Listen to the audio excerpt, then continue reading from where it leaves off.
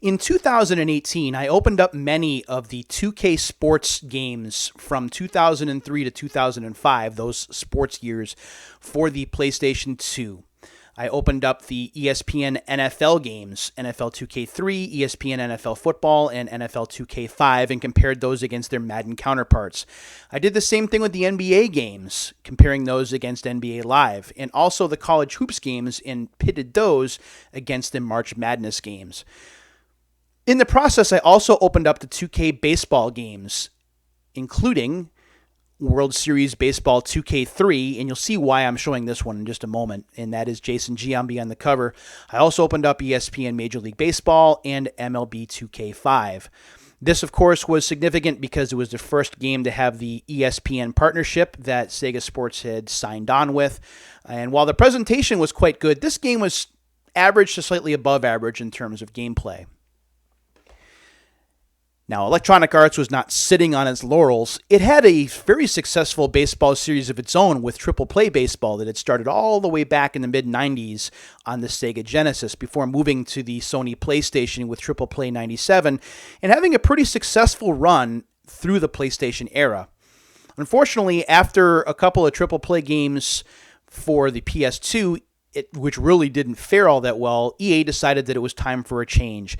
Enter a brand new franchise, one that would sit very highly with baseball video game fans around the world. And we're talking about MVP Baseball. This is MVP Baseball 2003 right here, complete with the ID sticker at the top. And this is the subject of this episode of Unsealed.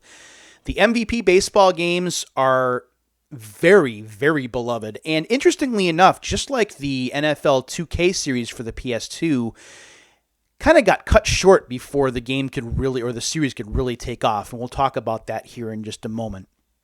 So let's take a look at the back of the case here.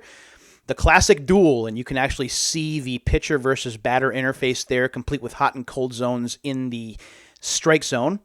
And we'll take a look at the features here, which includes a powerful new pitcher-batter interface with total pitch control and full swing control. Total runner control with a picture-in-picture base running view, which was very helpful, believe me. There was a new franchise mode added, head-to-head home run showdown, which is a great way to do the home run derby. Rather than one player at a time going and having the other player just kind of sit and twiddle their thumbs, now you have both players going head-to-head, which makes it infinitely more exciting. And there is a list of EA Sports tracks, and I'll get to that in a minute because that's a personal experience thing that I want to share with you.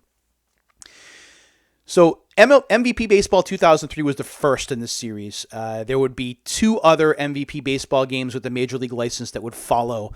MVP Baseball 2004, which I believe had Albert Pujols on the cover, and the much beloved MVP Baseball 2005 with Manny Ramirez on the cover.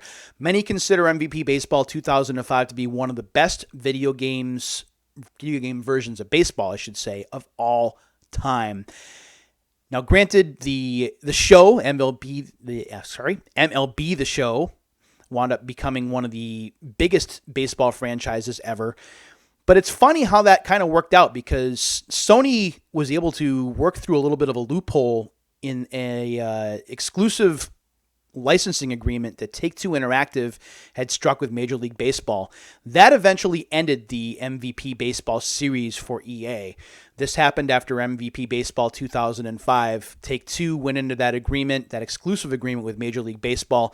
MVP Baseball wound up basically kind of being stuck, wound up going to the NCAA for a couple of years and flying under the radar before eventually just vanishing.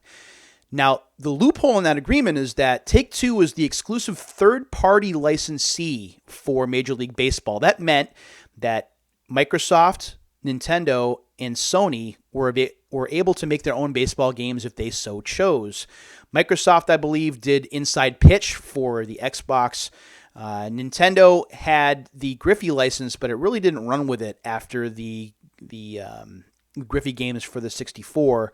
And Sony, of course, went on to do MLB games before deciding to revamp the series on their own and doing the show. So this is the first of the MVP games. We're going to open this up, and I'm going to tell you a little bit about my experience with it because I really like the direction that EA took this series in. So here's the scissors. We're going to open this up because the last take that I didn't have the scissors available. And yeah, that was fun. because I sat there for like a minute just trying to get it open. So we'll take the seal off, and then we'll take a look at the manual on the inside.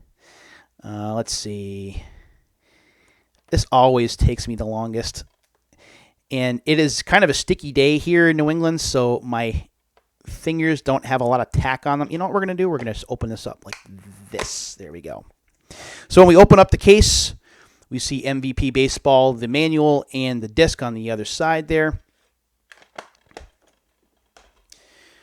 On the back of the manual, we do have an ad for Tiger Woods PGA Tour 2003, another series that I've covered on Unsealed. And we open up the manual. Unfortunately, it's in black and white.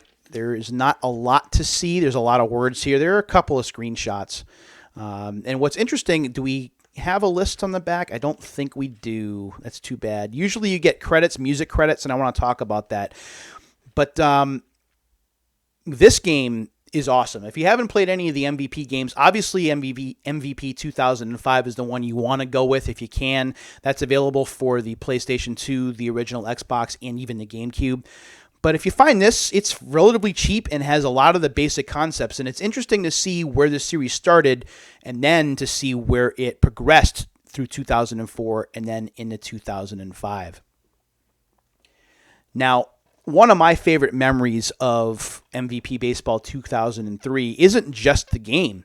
It is the EA Sports Tracks list of artists. Now, before you start booing and before you start telling me that EA Sports Tracks sucks, I got to tell you that in the 2003 sports year, I found a lot of the artists that EA used to hit home with me. That's the kind of music that I tend to listen to.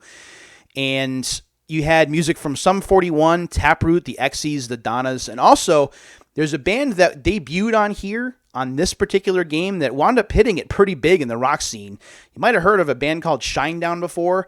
Fly From the Inside debuted in this game, and that was the way that I heard that song for the first time, and that's how I became a fan of the band. So if it wasn't for a video game, if it wasn't for hearing it in this game, I might not have known who Shinedown was before anyone else did. In fact, because I was a karaoke DJ at the time, I wound up buying the song and playing it at my shows, and people really liked it. So that was a way to get the music out there, and that's what EA Sports Tracks did from time to time, is introduce new artists to the scene and turn people onto it. Now, granted, some of the music is forgettable, and there's some music that's not going to hit home for everybody, but for me, this particular soundtrack for this particular game definitely hit home and was a great background for what is a tremendous baseball game and wound up getting better and better as the years went on.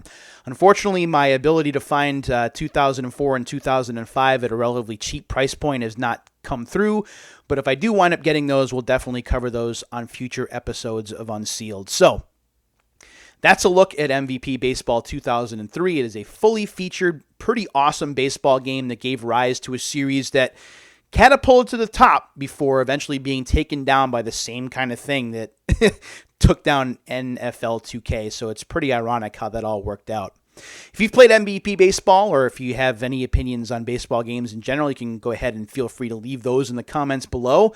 And until the next episode of Unsealed comes, I thank you very much for taking the time to watch this and any other episode of the show. And until the next time, my friends, take care of yourselves and each other, and we'll see you later.